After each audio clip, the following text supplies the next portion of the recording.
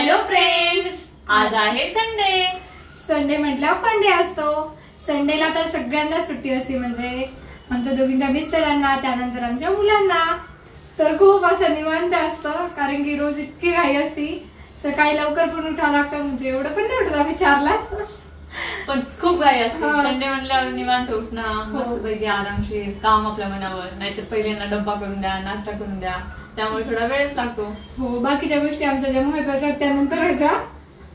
पण आज आम्ही सगळं निवांत आवरलंय, तर खूप भारी वाटतं हे घरी असल्यावर. पण स्वीटू आणि उतू यांची तर मस्ती विचारूच नका. शाळेतून आल्यावर तर खूप करतात हे मस्ती. आणि आता हे दोघं पण घरी आहे, त्यामुळे आम्ही आता मस्तपैकी काहीतरी नाश्त्याला नाही, जेवायलाच बनवणार आहे. पण काय बनवणार ते आपण आता बघूयात.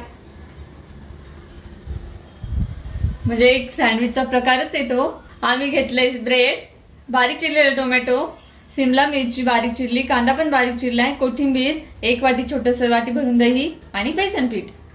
त्यानंतर मेयोनीज पण घेतलंय. तर चला आता मी रेसिपी बनवायला सुरुवात करते. आज खूप दिवसानंतर रेसिपी बनवते. हो, खूप दिवस झाले. तर चला मग आता बनवूयात. आता हे बेसन पीठ या बाउल मध्ये टाकायचंय. चाट मसाला घेऊ का ताई? घे ना. त्यानंतर लाल तिखट टाकायचं. टाक माझं थोडस चाट मसाला. हो, टाकते. आम्ही म्हणजे दोघी मिळून खातो ना, आमच्या इथं खूप राग होता आम्हाला. पहिले तर खूप रागवायचे आमचे पप्पा, आई म्हणायची एक धुवून धुवायला बसले की एक लगे आणि एक भांडे घासायला लागली का एक धुवायचे. पण आम्हाला दोघींना असं वाटायचं की काम लवकर होईल म्हणून आम्ही एकत्र करायचो. पण आम्ही असं ठेवलंच नाही. त्यानंतर दही टाकायचं.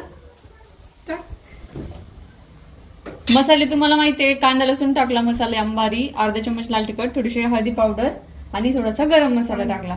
त्यानंतर आता पाणी घ्यायचं. मीठ तर टाकलंय त्यामध्ये.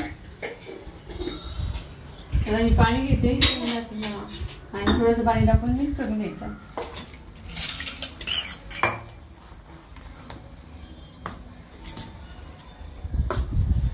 हे घेऊ का ताई रवी हटायला? नको म्हणजे ते काही टाक तूच नाही. अहो, गोळे गोळे नाही होणार म्हणून म्हटलं. याने पण नाही मला.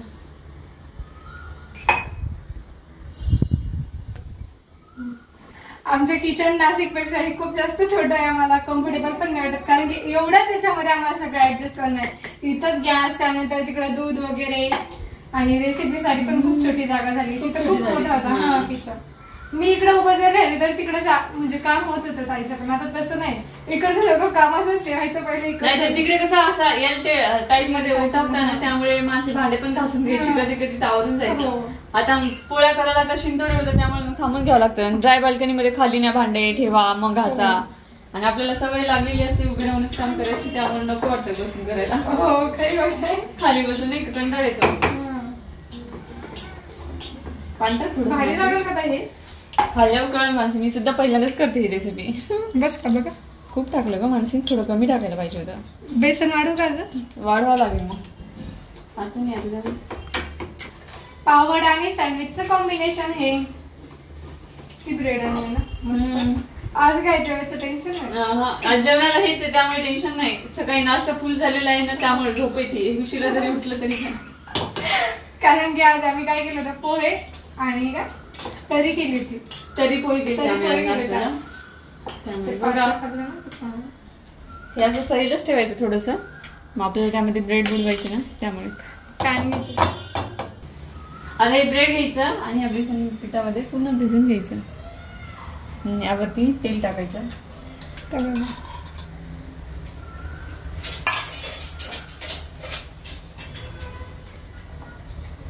आणि हे असं तव्यावरती ठेवायचं. खूप वेगळे वाटतं हे ना ताई. छान आहे आणि टेस्टला सुद्धा छानच लागेल. वडापावचाच प्रकार आहे एक प्रकारचं. एवढंच त्यामध्ये बटाट्याची भाजी असते, यामध्ये नाही. दोन्हीच टाकू आपण. भाजून घेऊन साईडने थोडं तेल टाकू. छान होतील काय आहे ना. आणि एक भाजून घेतला हो, तवाच आपण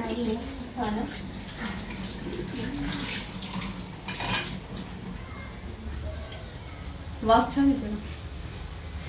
आता हे असं हे करून घ्यायचंय. आपण तेल टाकलं म्हणून पटकन निघते आणि याचं पलटी करून घ्यायचं. परत टाकायचं.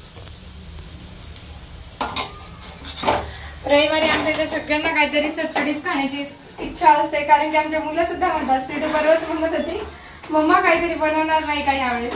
म्हटलं हो बनवणार आहे. आणि यांना पण असं दिवस म्हणजे 7 दिवस मधले टाइम नसतो ना, सोमवार ते शनिवार. यांना सुद्धा रविवारी सुट्टी असते, त्यामुळे त्यांना सुद्धा वाटतं की काहीतरी नवीन बनवलं पाहिजे. तर त्यामुळे आज आम्ही नवीन बनवतोय. दरवेळेस काय बाहेर खायला जायला जमत नाही. बेसिकली बाहेर खायला जायचं म्हटल्यावर त्यावर घरीच बनवून घ्यायचं आणि खायचं. आणि तरी पण गेलेले नाही, 15 दिवस झाले आम्ही तरी दोनदा खाल्लंय बाहेरचं.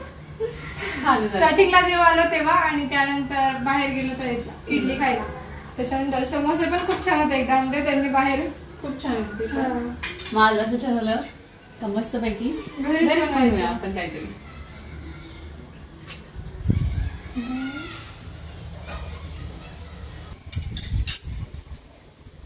आता यावरती सगळ्या भाज्या टाकून घ्यायच्या. तुमच्याकडे अवेलेबल असेल तर तुम्ही हे पण टाकू शकता, पत्ता कोबी. जमल ना जाईल. त्यानंतर कोथिंबीर थोडीशी, आणि त्यावरती थोडस मेयोनीज टाकायचं. चीज असेल तर चीज पण टाकायचं, पनीर पण टाकू शकता. त्यानंतर थोडस मेयोनीज टाकायचं.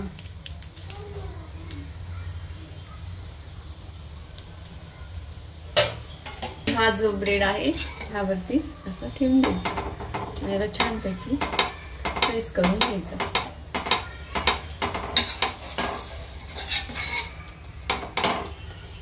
नक्की टेस्टी लागेल, कारण की किती भारी झालंय. हो, टेस्टला कोणाला द्यायचं पहिले? तू खायची बेस्ट. मला चव येते पहिल्या तातून चव एवढं खाऊन. काय ना सुट्टीचे माणसं निवांत आराम. आज काय नाही, स्वीटूला स्कूल मध्ये जायला आणायचं नाही, काय नाही. हो खरंय, नाही तर रोज इतकी घाई राहते. आता याला कट करून घेऊया आणि मग कोण खाईल ते बघूया पुढे कोण खाते. आपण स्माईलला कट करायचे आता. या हो कट झालं. तर आम्ही दोघे आता टेस्ट करून घेतो कसं झालं ते. काही मला किती मोठं दिलं झाडीवशी माझी.